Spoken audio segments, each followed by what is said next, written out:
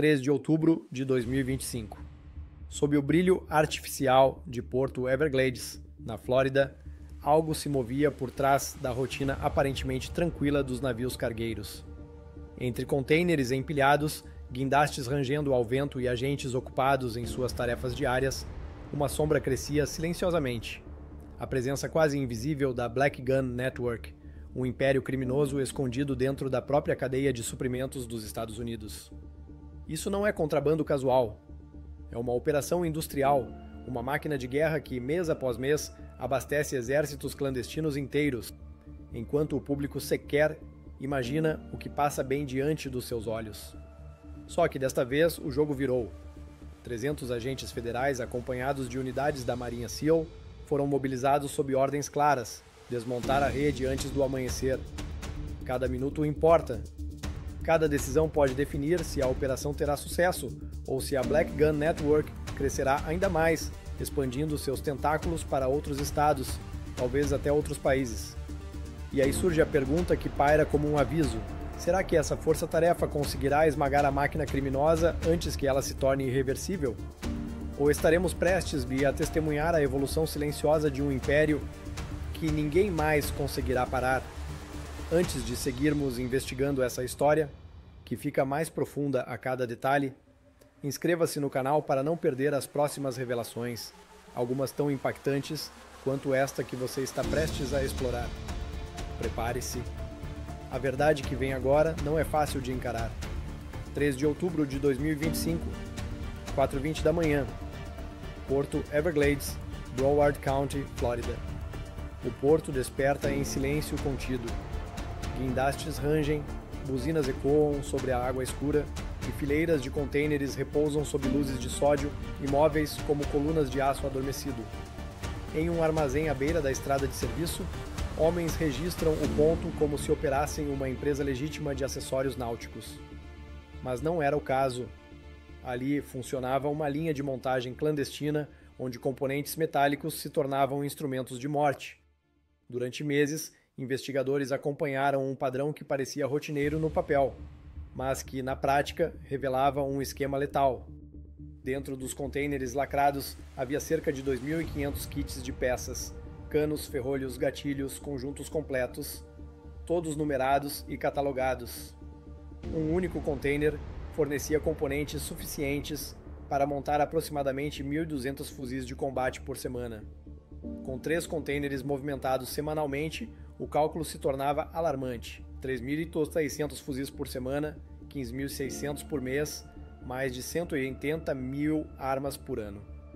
A rede por trás disso atuava sob o nome Garrison Shield Network, um título burocrático que mascarava uma operação de violência industrializada. Faturas corporativas apresentavam transações bancárias que, no papel, representavam compras de equipamentos náuticos. Na prática, escondiam valores redondos enviados a empresas de fachada.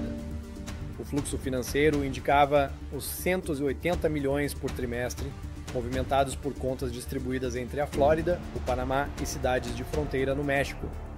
Era o combustível financeiro para contrabando, subornos e logística. E esse era apenas o primeiro ato. Manifestos ordinários indicavam a segunda etapa da operação.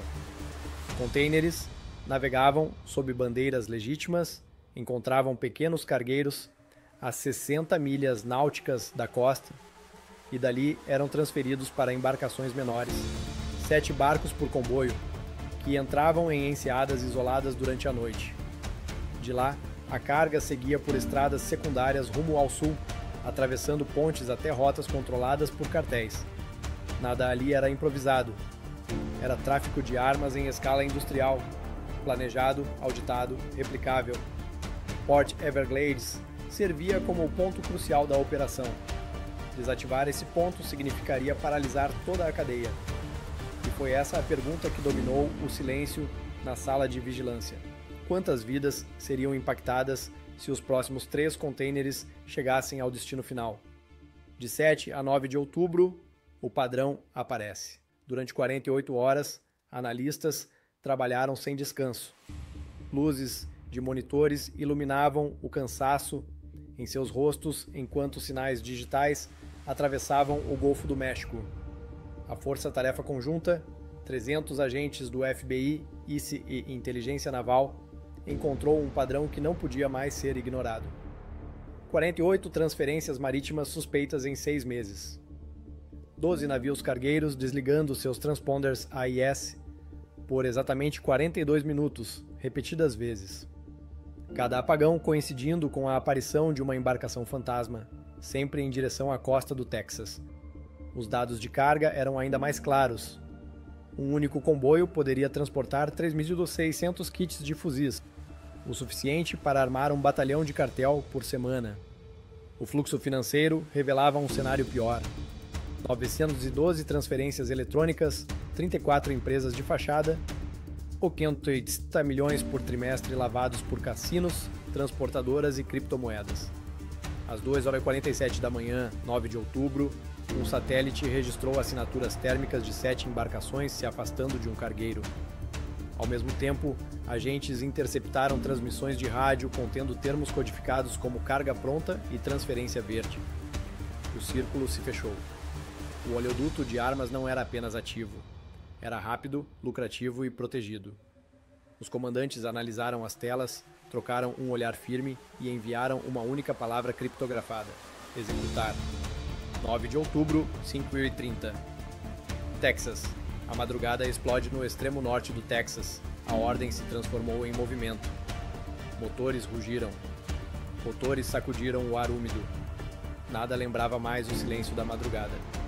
300 agentes federais, CEOs da Marinha e operativos da KISI avançaram contra o complexo antes considerado inacessível. Às 5h33, a primeira equipe arrombou a cerca. Tiros explodiram das janelas, cruzando a neblina em traços alaranjados. Em menos de 1 minuto, 3 caminhões blindados surgiram da retaguarda, com homens armados disparando às cegas. Os SEALs responderam. 2 foguetes AT-4 destruíram o primeiro veículo. O terceiro foi neutralizado por disparos de metralhadora calibre .50 vindos de um helicóptero Black Hawk. Dentro do complexo, o caos tomou forma. 70 pistoleiros revidaram com AK-47s, PKMs e granadas. O tiroteio durou 15 minutos e ultrapassou 7.800 disparos. O armazém leste revelou 1.200 fuzis, 90 mil cartuchos e caixas com emblemas de 8 cartéis. No prédio de controle, agentes encontraram os 4,6 milhões, livros razão e manifestos detalhando comboios próximos da fronteira. Às 5h47, a resistência já vacilava. 2 helicópteros Apache sobrevoaram baixo, disparando 240 projéteis de 30 mil. Torres desabaram. Tambores de combustível explodiram. O vale tremeu. Às 6h10, a operação terminou. 29 pistoleiros mortos. 38 capturados. Dezenas fugiram. 2.400 armas completas e 1.800 kits apreendidos. Os 6,5 milhões recuperados. A espinha dorsal da rede estava quebrada, mas não destruída. 11 de outubro. A guerra muda de terreno. Com base nos discos rígidos e livros apreendidos, a segunda fase começou. Às 7 da manhã, a HSI lançou a Operação Iron Ledger. 34 empresas de fachada foram alvo de mandados simultâneos. Em Miami, equipes cortaram energia de escritórios e apreenderam servidores antes que qualquer dado fosse apagado. Descobriram 62 milhões em ativos congelados, 280 contas vinculadas ao esquema, 740 milhões lavados em 18 meses. Em San Antônio, agentes invadiram uma casa segura com 5 caminhões equipados com pisos falsos, escondendo 5.000 kits de armas. Na Cidade do México, prisões coordenadas capturaram 11 intermediários, interceptaram 7 veículos carregados e confirmaram ligações diretas com contas apreendidas na Flórida. No dia 12 de outubro, o quadro geral estava claro. A rede, chamada internamente de Black Gun Network, movimentava entre 1 e 2 bilhões por ano. Não era uma quadrilha. Era uma indústria transnacional. 12 de outubro, Washington anuncia Iron Chain. Em uma sala de imprensa de alta segurança, a TR, GSI, DOI e Comando da Marinha anunciaram a Operação Iron Chain, a maior ação conjunta de interdição em mais de uma década. Os números eram históricos. 5.000 armas de fogo completas apreendidas, 12.000 kits desmantelados, 245 milhões congelados, 41 suspeitos de alto valor presos em 3 países. O impacto foi imediato. A violência ligada aos cartéis caiu 28% em zonas críticas na fronteira. Tamaulipas registrou o menor número de homicídios em 8 meses. Em cidades como Hidalgo e Far, moradores relataram um raro período de tranquilidade. A ameaça continua. O rastro financeiro revelou algo ainda mais profundo. Parte dos fundos da Garrison Shield Network tinha sido desviada para um grupo político até então desconhecido, com doações encaminhadas a funcionários estaduais. E enquanto essa ponta era investigada, agentes em Fort Lauderdale catalogavam a última leva de armas. Centenas de caixas cobertas por lonas, descansando em silêncio dentro de depósitos federais. Veteranos elogiaram a operação. Famílias escreveram cartas agradecendo, mas ninguém comemorou. Restos da rede começavam a se reorganizar. Fragmentos de infraestrutura apareciam pela América Central. Novos intermediários surgiam. Novos fluxos digitais. Novas rotas em construção. A operação venceu uma batalha, mas não eliminou a guerra. O que começou como fragmentos de dados se transformou em uma ofensiva em 3 países, movida por terra, mar, ar e servidores. A cadeia foi rompida, mas a sombra permanece. E pela primeira vez em muitos anos, aquela guerra invisível terminou com um resultado que poucos acreditavam ser possível. Os Estados Unidos saíram vitoriosos. No balanço final, mais de 17.000 armas de fogo, milhões de cartuchos de munição e mais de $250 bilhão em ativos lavados foram arrancados das mãos de assassinos profissionais e intermediários silenciosos. Analistas logo definiram aquilo como a maior desarticulação da economia ilícita de armas em todo o hemisfério ocidental. Mas quem viveu cada segundo daquela operação sabia que os números eram apenas a superfície de algo muito maior. Para os homens e mulheres que estiveram lá, o significado real daquela vitória estava escondido nos detalhes que nunca ganham manchetes. Estava no silêncio inesperado depois dos tiros, no eco das escolas onde crianças voltavam a brincar sem olhar por cima do ombro, nas noites das cidades fronteiriças que finalmente caíam sem explosões, sem sirenes, sem medo.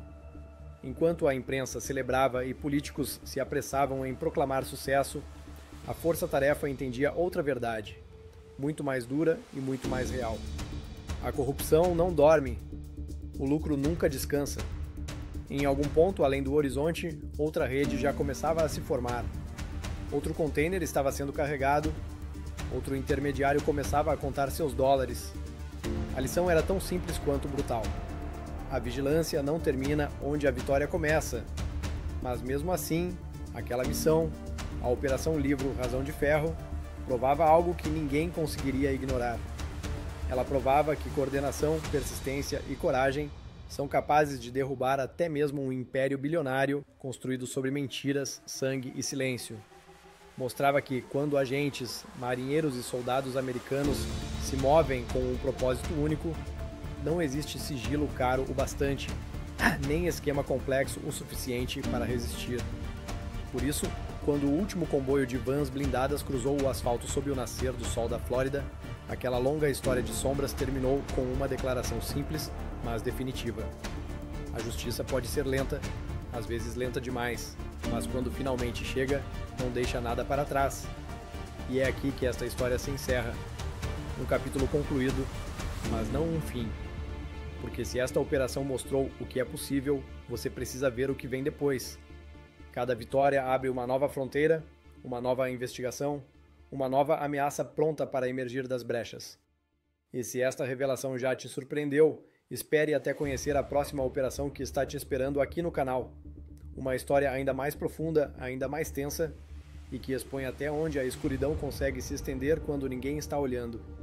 Se você acredita que essas batalhas importam, contra a corrupção, contra a violência, contra a própria escuridão, então compartilhe esta história, deixe seu like Inscreva-se e ajude a manter a luz acesa para o próximo capítulo dessa guerra que nunca deixa de evoluir.